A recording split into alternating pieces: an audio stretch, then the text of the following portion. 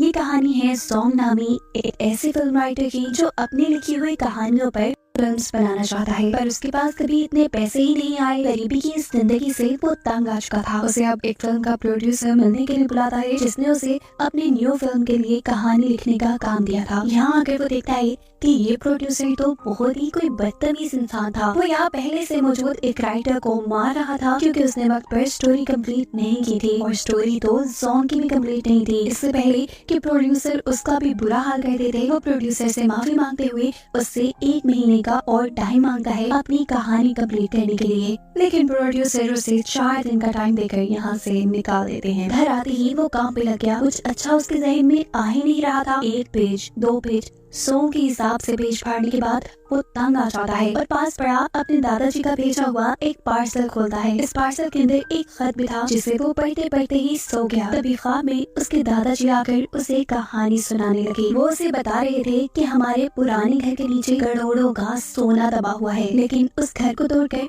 वहाँ अब जेल बना दी गई है। सोना ठीक कुएं के पास दबा था। ये सारी कहानी सुनते ही जोंग को होश आ गया। होश में आते ही जब उसने दादाजी का पार्सल देखा तो उसमें उस घर का नक्शा था जो सच में जेल के नक्शे से मिल रहा था। यानी ख्वाब में जो कुछ उसने देखा, जो कुछ उसके दादा ने बताया, वो झूठ नहीं था। यानी जोंग की तो एक बड़ी लॉटरी लग गई थी। अब तो वो दिनों में अमीर हो जाता। लेकिन मसला ये था कि सोने को हासिल करने के लिए उसे जेल जाना पड़ता। बुरे काम तो कभी उसने किए नहीं थे। अब जेल जाने के लिए वो क्या करता है कि अपने नेबर्स का लैपटॉप चुरा कर नीचे गिरा कर तोड़ देता है। गुस्से में उसके नेबर्स उसे पुलिस में अरेस्ट करा देते हैं और फाइनली वो जेल में पहुंच जाता है। जेल में तो सभी कहती है किसी की बर्थडे पार्टी मना रहे थे, और ये था ग्रैब उसके पास आकर उसे भी पार्टी में शामिल होने को कहता है और बताता है कि एक जमाने में उसका भी जोंग नामी एक अच्छा दोस्त था। ग्रैब बिना उसकी बात सुने उसे अपना दोस्त बना लेता है और कहता है कि अब से तो मेरे दोस्त होना, इसलिए तुम्हारी हिफाजत की सारी जिम्मेदारी अब मेरी। तुम्हें यहाँ कोई नुकसान नहीं पहुँचा पाएगा। जिसके बाद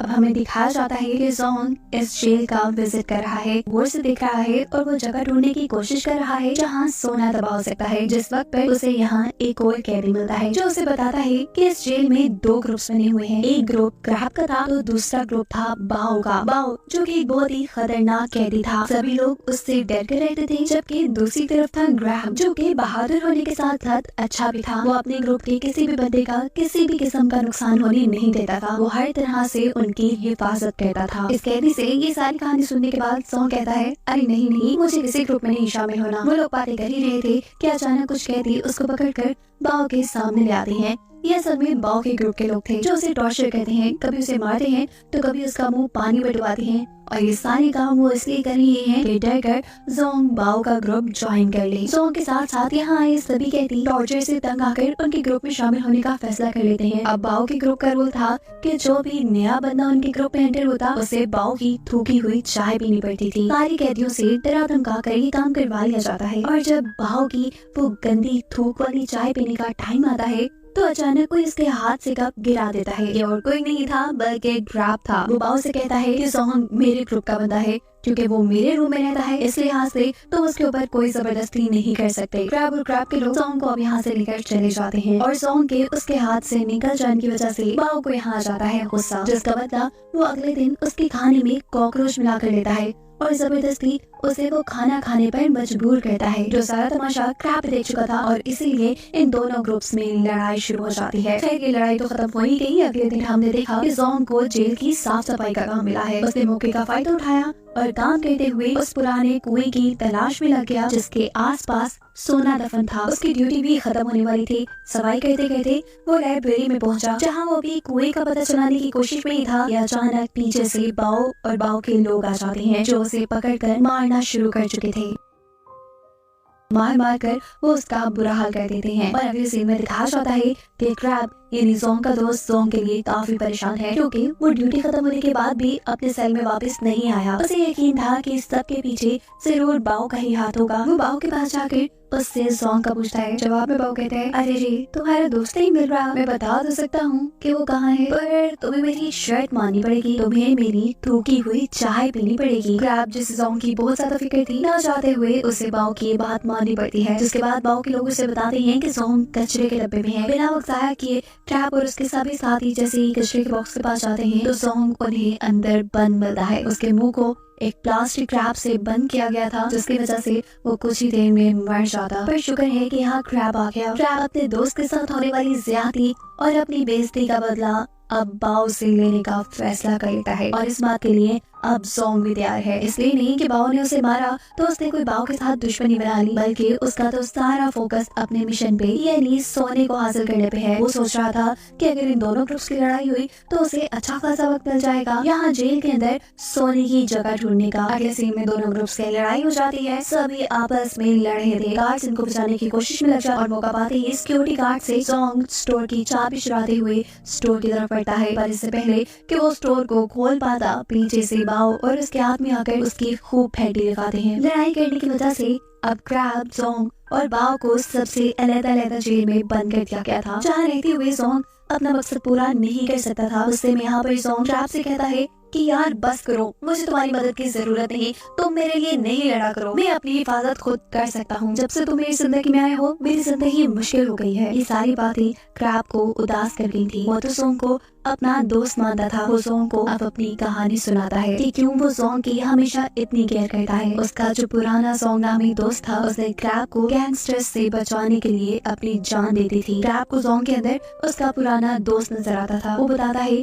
कि उसके मरने के बाद मैंने उस दिन से कसम खा ली कि जैसे मेरे दोस्त ने मेरी जान बचाई है, ऐसे ही हमेशा मैं अपने साथियों का ख्याल रखूंगा। बस इसीलिए मैं तुम्हारी मदद करता हूँ। क्रैब की ये सारी कहानी सुनकर जोंग भी इमोशनल हो चुका था और अब वो उसके पास आकर उसे अपने जेल में आने का असल मकसद समझाता है। जोंग उसे बता देता है कि वो यहाँ अपने बेसमेंट में से अपनी फैमिली का सोना चुराने के लिए आया है। क्रैब ने भी अब फैसला कर लिया था कि वो जोंग की उसके मिशन में मदद करेगा और इसके बदले उसे जोंग से सोने का कोई हिस्सा नहीं चाहिए। इन लोगों ने अब सोना चुराने के लिए एक प्रॉपर प्लान बनाया। सबसे पहले इन्हें स्टोर रूम में जाना था, जहाँ की गार्ड की गर्दन के ऊपर ये लोग एक अजीब सा केमिकल छिड़क देते हैं, जिससे उसकी गर्दन पे एलर्जी हो जाती है। उसे इमरजेंसी में मेडिकल रूम ले जाया जाता है और पीछे से मौका पाते ही क्रैब उसका यूनिफॉर्म चुरा लेता है। जोंग उस यूनिफॉर्म को पहनकर स्टोर रूम के अंदर जाता है, जहां उसे जेल का एक नया नक्शा मिला, जिसके मुताबिक वो पुराना कुआं जिसके आसपास सोना दफन था वो अब लॉन्ड्री रूम में था। ये लोग जैसे तैसे कर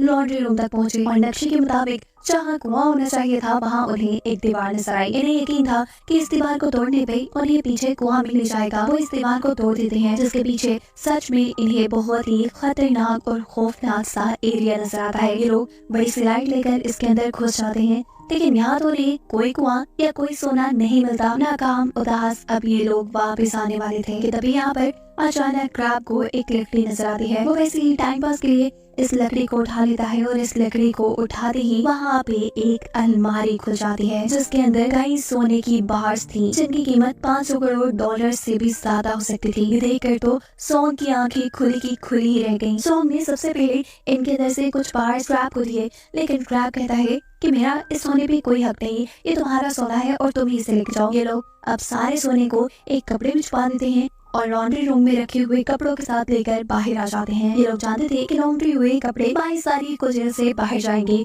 और ये वही दिन था जिस दिन जोंग को भी जेल से रिहाई मिलनी थी। इनका प्लान तकरीबन कामयाब ही होने वाला था और जोंग इस चीज को लेकर बहुत खुश था। वो क्रैब को बताता है कि अब वो अपना सारा कर्ज उतार कर फाइनली अपना सपना पूरा कर सकता है, यानी वो अब एक प्रोड्यूसर बनकर फिल्म्स बना सकता है।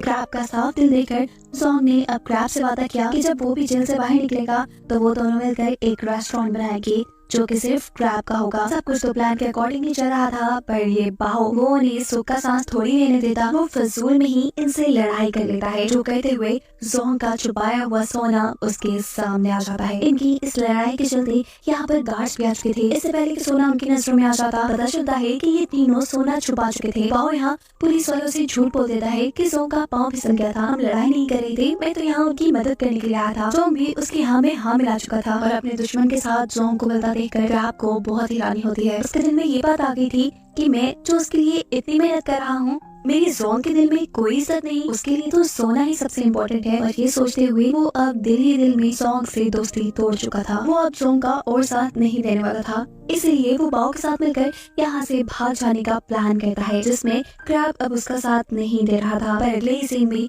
जब क्रैब को मालूम होता है कि उसकी बेटी बहुत ज्यादा बीमार है, इतनी कि उसे सर्जरी करनी पड़ेगी, इसलिए वो ना चाहते हुए भी अब जोंग का साथ चाहता था। उसे जोंग का सोना नहीं चाहिए था। वो बस जोंग के साथ उनके प्लान में मिलकर यहाँ जेल से भागकर अपनी बेटी के पास जाना चाहता था। फिर उन्होंने आज से 2 हफ्ते बाद जेल में होने वाली एक पार्टी में सबको चकमा देकर जेल की एक पुरानी सुरंग से यहाँ से बाहर निकलने का प्लान बनाया। प्लान तो अच्छा था, लेकिन एक नई प्रॉब्लम थी। जोंग जो कि 22 तारीख को छूटने वाला था, वो कैसे अपना सोना लेकर यहाँ से बाहर जाता। उसे सोने को अपने साथ ले जाने के लिए बाओ के साथ प्लान के अकॉर्डिंग चलना था। अब अपने प्लान के मुताबिक चलने के लिए जोंग और बाओ दोनों मिलकर लड़ाई करते हैं। लड़ाई के चलते जोंग को कुछ और दिन की सजा हो जाती है और ये लोग अपने प्लान के ऊपर काम करना शुरू कर देते हैं। पार्टी के दिन भी करीब आ गए थे। इन्होंने क्लोरीन गैस से गुब्बारे फुलाए, जिसके अंदर ये लोग आग लगाकर सब लोगों को डाइवर्ट कर सकते थे। जिस पर यहाँ पर इंस्पेक्टर अपनी स्पीच कर रहे थे, तभी जोंग और बाओ ने सभी गुब्बारों में किसी बॉम्ब की तरह आग लगा दी। मौके का फायदा उठाते हुए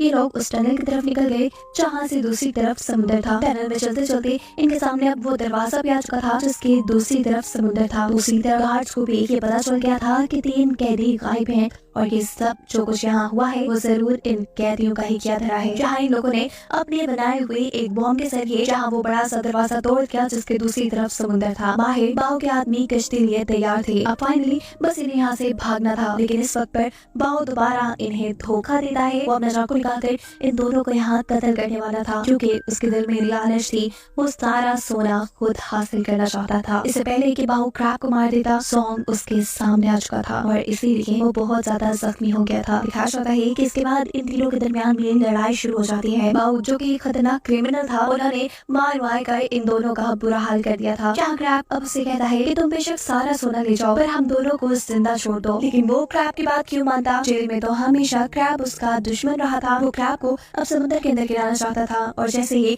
वो क्रैब को गिराता है, पर वक्त रहते ही क्रैब एक रस्सी को पकड़ लेता है जिसका दूसरा सिरा जोंग के हाथ में था। यानी इस वक्त क्रैब की जान जोंग के हाथ में थी। यहाँ जोंग को वो सारे लम्हे याद आते हैं जब जब क्रैब ने उसकी मदद की थी, एक सच्चे दोस्त की तरह उसका साथ दिया था और अब वो क्रैब का साथ नहीं छोड़ने वाला था। क्रैब के ठीक सामने बाओ भी खड़ा था। अपने एक हाथ से रस्सी को पकड़े हुए क्रैब उसे चकमा देते हुए जल्दी से पानी में गिरा देता है और दूसरी तरफ जोंग अपना पूरा जोर लगाते हुए अपने दोस्त क्रैब को समुद्र में गिरने से बचा लेता है। बाओ तो मारा जा चुका था और इनके सेफली जेल में वापस आते ही यहाँ सिक्योरिटी गार्ड्स भी उन्हें ढूंढते हुए आ चुके थे, जिन्हें देखकर ये दोनों अपने आप को शराफत से उनके हवाले कर देते हैं। जेल से भागने की कोशिश की वजह से इनकी सजा थोड़ी बढ़ाई तो जाती है, लेकिन कहानी के आखिर में एक अच्छी चीज हमें ये बताई जाती है कि क्रैब जिस वजह से इस जेल से भागने जा रहा था वो वजह खत्म हो चुकी थी। यानी उसकी बेटी का इलाज अच्छे से हो गया था। और दूसरी तरफ जो सारा सोना ये लोग यहाँ से लेकर भागने वाले थे,